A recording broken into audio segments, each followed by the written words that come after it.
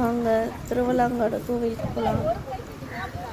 First நம்ம திருவிழாங்காடு கோவிலுக்கு வரும்போது முதல்ல பார்க்க வேண்டிய ஸ்தலம் பத்ரகாளி அம்மன்.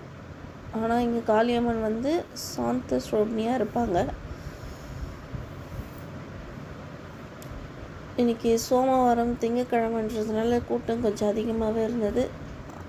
அம்பாளை தரிசனம் பண்ணி முடித்ததுக்கப்புறம் நம்ம அப்பா சிவபெருமானை பார்க்க போயாச்சு. இதுதாங்க கோவிலுக்கு முன்னாடி இருக்கிறது வடாரணீஸ்வரர் ஒரு பேர். கோவில்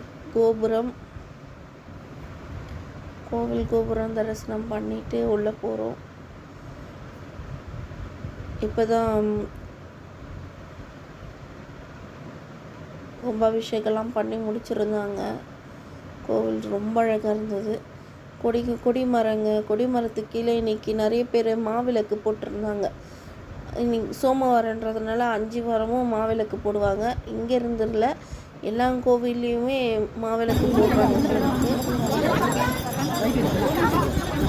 கொடிமரத்தோட சவுண்டு கேட்கும் பாருங்க, ரொம்ப அழகாக கேட்கும் பாருங்க. கொடிமர சவுண்டு வீடியோவில் வரும்.